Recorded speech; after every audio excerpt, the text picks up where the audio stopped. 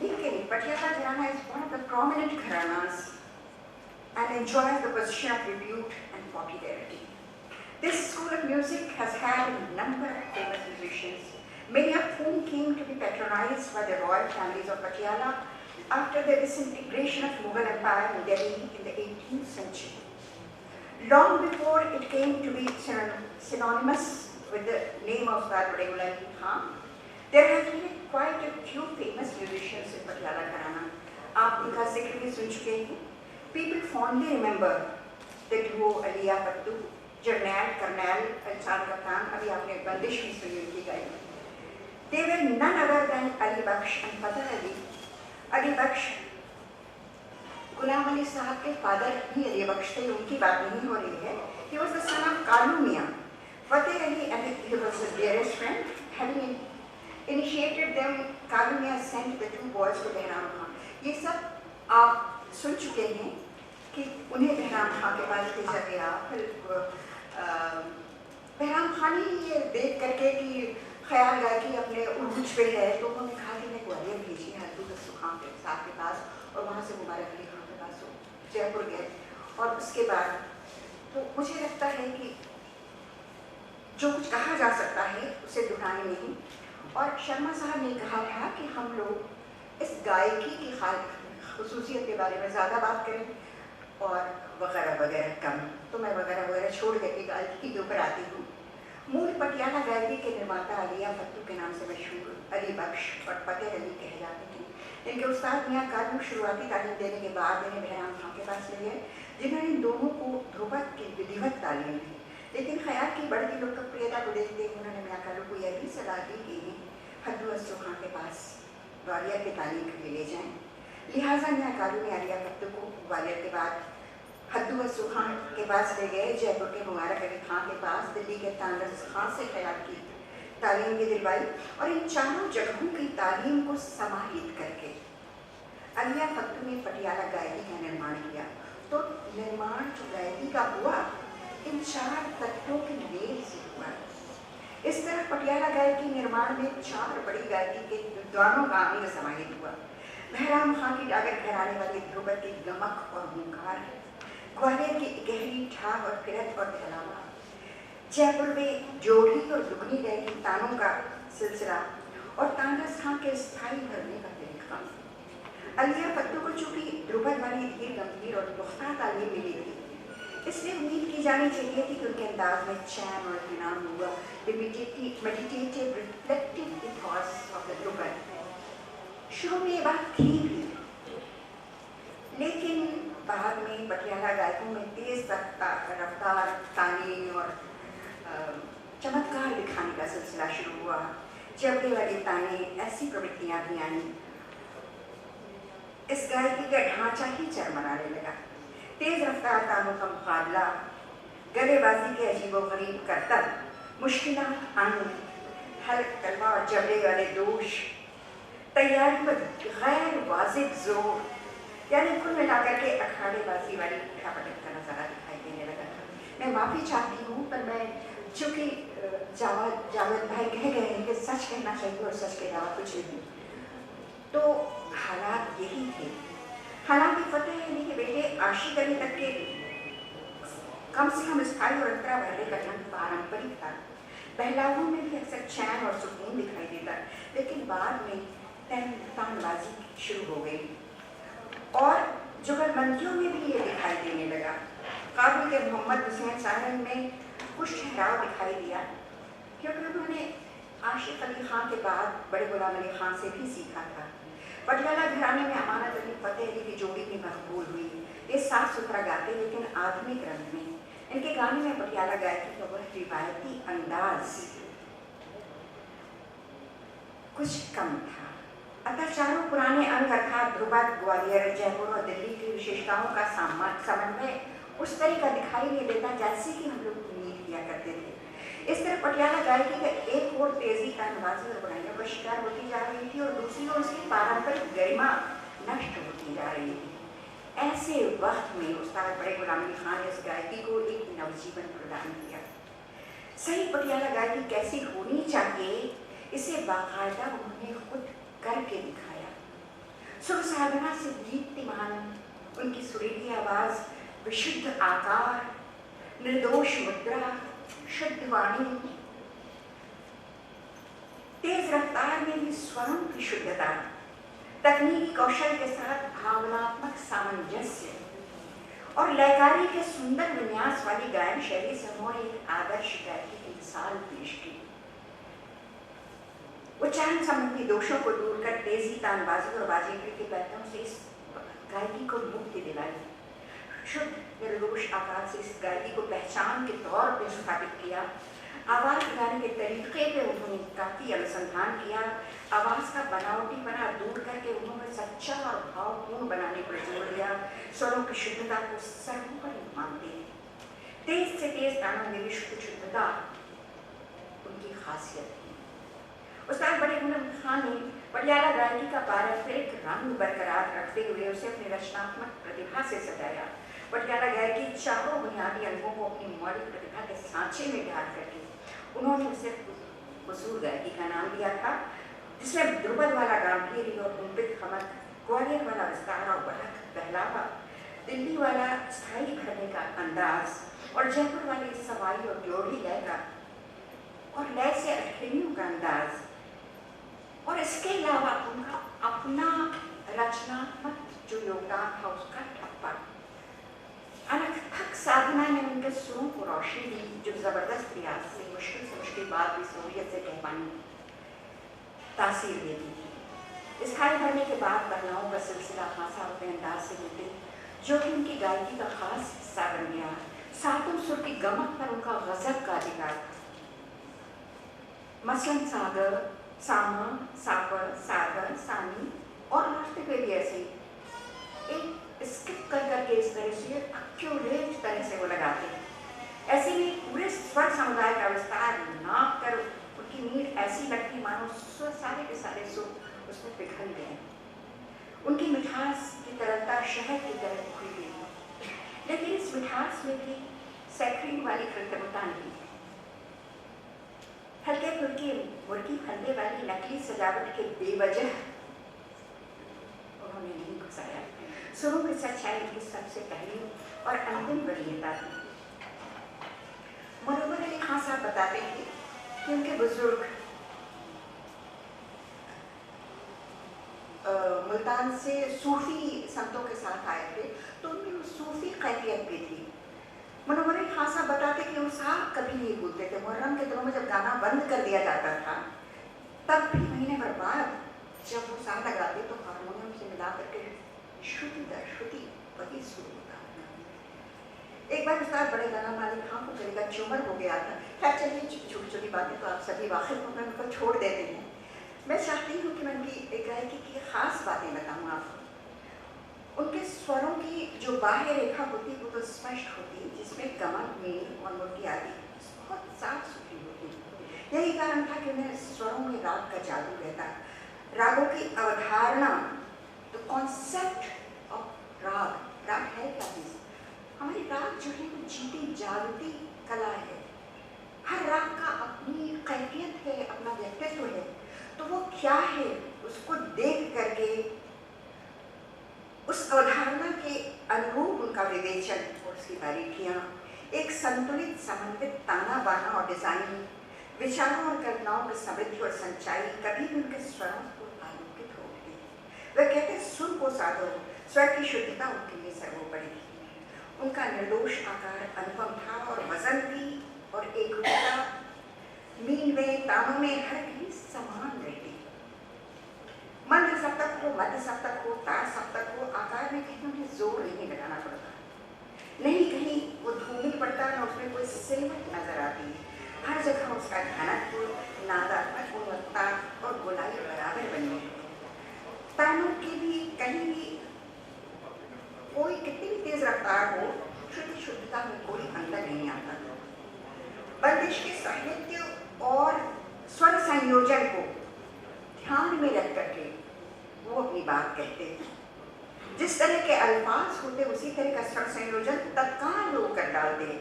मसलन गरज गरज खरगोर घटा अगर होती शब्दों में, तो भावों को दीप करने वाला गमक में प्रयोग, गमक की ताने, बिजली चमकने कौंध कर आती हुई ताने।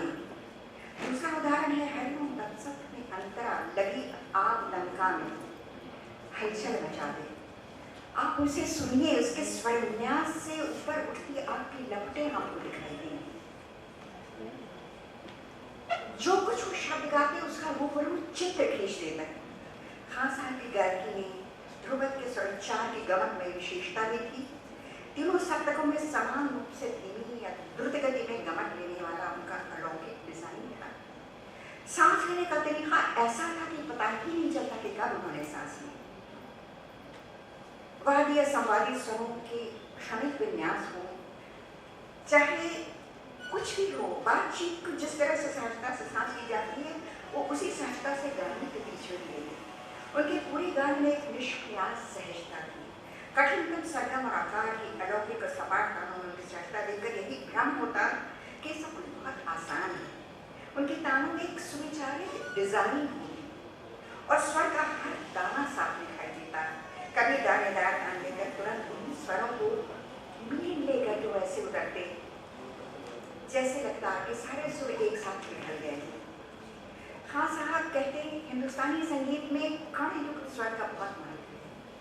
कब ऊपर के स्वर का कण लगाया जाए, कब नीचे के स्वर का कण लगाया जाए, कब दूरस्थ स्वरों का कण लगाया जाए, इसका वो ध्यान रखें। कण युक्त स्वरों के तीनों सप्तकों में वह कल्पनापूर्ण प्रयोग करते। गाते गाते स्थायी सा को बदल करके अन्य रागों का भ्रम पैदा कर देना मूर्छना पद्धति से बहुत कमाल का उनका कमाल था और ये सारे लोग याद करते हैं। और ये उनके बाएं हाथ का खेल था। जैसे यमन गाते हुए धैवत को षड्ज मान करके दरबारी का पॉलिश देना, या राग भोपाली गाते हुए स्थायी सा बदल करके सामान्य रागों की सृष्टि कर देना, जैसे धानी, मदमात सारंग,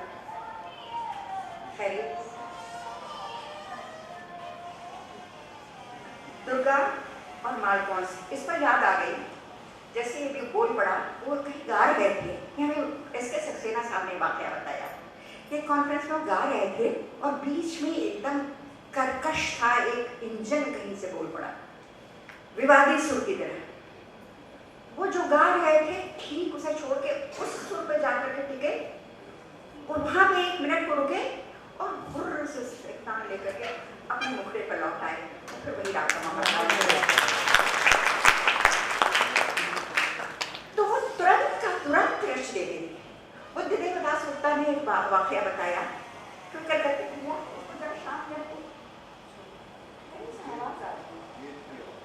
हम बड़े काम नहीं है कि वापस लौट आए, हम विचलित हो जाते हैं।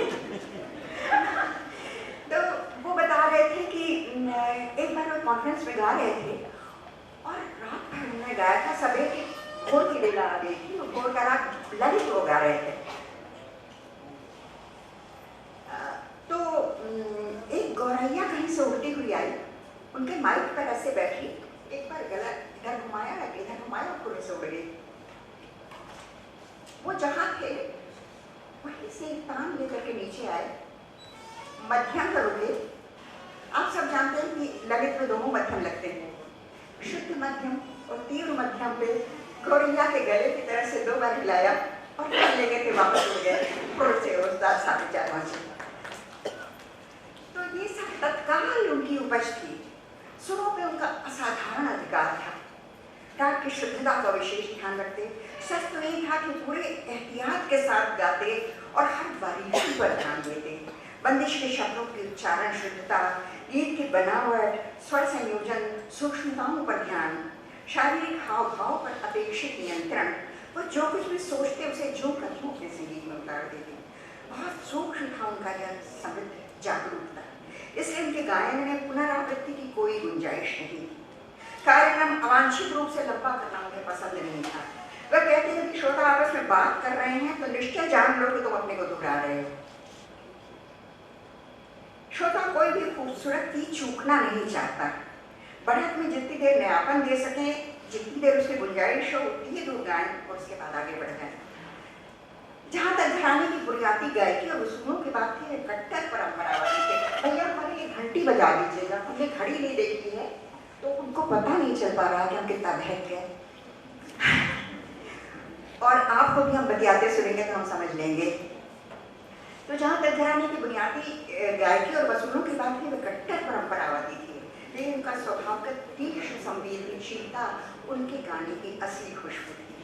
वो खूबसूरती देखने, सुनने, आस्वाद करने की अनूठी क्षमता थी। उन्होंने हर कहीं से अपनी खूबसूरती को अपनी गायकी में ढाल करके सौंदर्य तत्व को उद्दीप्त करने की अद्भुत क्षमता थी। रचनात्मकता की यह दुर्जेय परंपरा संगीत के विच संगीत को चिर युवा और तरोताजा रखती थी। खान साहब की नैसर्गिक प्रतिभा उनके रागों को विस्तार में दिखाई देती है। ज्ञान प्रकाश घोष कहते हैं कि वो पुराने कानूनों को, राग के जो व्याकरण संबंध जो कायदे होते हैं, उनको बंधन की तरह से नहीं मानते थे। मसलन पुराना ढंग था सुर दर सुर बढ़त का, जबकि खान साहब राग को एक बार ही उसकी परिपूर्णता में आलिंगन कर लेते थे, पूरे राग को एक बार गला लगा देते और फिर राग के किसी एक पक्ष को अपनी अपनी नई भावनाओं से सजा डालते। विलंबित लय को, मध्य लय को, द्रुत लय को, ताने हो, बहलावा हो, हर कहीं से हर पक्ष को वो रोशनी डालते हुए आगे बढ़ते। एक बार उनके बारे में कहा गया कि भाई वो तो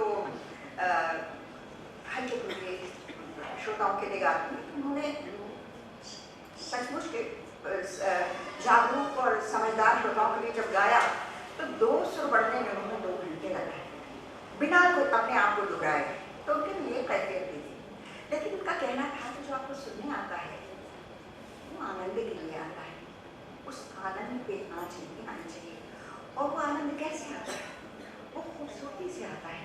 हमारे यहाँ खूबसूरती की परिभाषा कही गई है, क्षणे क्षणे नवतामुपैति तदेव रूपम रमणीयताया। रमणीयता का या खूबसूरती का ये गुण है कि वो क्षण क्षण नई होती चले। अगर ये नयापन नहीं है, ये सेंस ऑफ वंडर नहीं है, तो सुंदरता नहीं है। और जो सुंदरता है वही सत्य है, वही शिव है। अभी भाई साहब ने कहा था कि उन्होंने एक बार कहा था कि अगर हर घर में मुल्क में एक एक बंदे को संगीत दिखाया जाता तो पाकिस्तान नहीं बनता। ये उन्होंने नहीं कहा। उन्होंने कहा था अगर हर घर में एक एक बंदे को संगीत सिखाया जाता तो मुल्क का बंटवारा नहीं होता। सुर साधना हमारे यहाँ वो चीज है, बरसों के तपस से वो इंसान को अंदर ही अंदर बदल देती है। उसके अंदर का ईर्ष्या, द्वेष, शुद्धता, मलिनता तिरोहित हो जाती है। वो इन छोटी छोटी मार काट की भावनाओं से ऊपर उठ जाता है। ये मद्देनजर रख करके उन्होंने कहा था कि अगर हर घर में संगीत होता तो मुल्क का बंटवारा नहीं होता। उन्हें स्वर साधना की महिमा का पता था, क्योंकि उन्होंने बरसों रियाज से गले को कैफियत दी। हमारे यहाँ जो संगीत होता है वो पाश्चात्य संगीत का वो सिम्फनी नहीं है जो कोई 9 सिम्फनी रच दी गई और जितने लोग आ रहे हैं वही जो पत्तों बजा रहे हैं। हमारे यहाँ जो राग है वो जीवित एंटिटी है। आरोह अवरोह का ढांचा निष्प्राण है। इसमें जिंदगी भरता है कलाकार अपनी जिंदगी डाल करके। तो आपकी कितनी साधना है, आपकी क्या सोच है, आपका क्या व्यक्तित्व है, आपका क्या परिष्कार है, जब वो रागों में आप डालते हैं। ये स्वर साधना जो होती है अपने अंतरतम तक पहुंचने का सिलसिला है। हमारा जो आध्यात्मिक तत्व है, अध्यात्म हमारा भारतीय दर्शन अध्यात्म वही बात कहता है, अपने को जानो। और एक बार स्वर साधना के साथ जरिए आपने अपने को जान लिया तो अपने आप को आप अभिव्यक्त कर सकते हैं। ये जो तकनीक है, ये सुर है, ये रियाज है, ये केवल माध्यम है। इसके जरिए आप जो व्यक्त करते हैं वही असली चीज है। 2 बातें होती हैं, तरीका और भावत, एक्सप्रेशन एंड कंटेंट। असली चीज है कंटेंट, असली चीज है भावत। तरीका तो एक रास्ता है। तो मुझे लगता है कि मैं काफी वक्त ले चुकी हूँ, तो just to conclude myself, let me come back to English as I was requested to do। मुझे लगा कि जिस तरह के संगीत रसिक बैठे हैं उनके साथ हिंदी में बतियाना ज़्यादा अच्छा रहेगा। बटियाला घराना became synonymous with the name of उस्ताद बड़े रमन खां, No wonder that the Patiala Gharana had played such a significant role in enriching Hindustani classical music. The young musicians of this Gharana from India and Pakistan should take care that the Gharana is not criticized by the connoisseurs or the purists who say that it overuses ornamentations and graces without considering the basic nature and mood of the raga and neglect the principles that Bade Khan exemplified the architecture of raga. तो आपके सामने पटियाला घराना जिस तरह की मिसाल पेश कर गया है, इस तरह के सेमिनार्स का उद्देश्य होना चाहिए, इस तरह के जो यहाँ पे उस्ताद लोग आए हुए हैं, जो इसकी खिदमत कर रहे हैं, उनका ये उद्देश्य होना चाहिए कि इस घराने के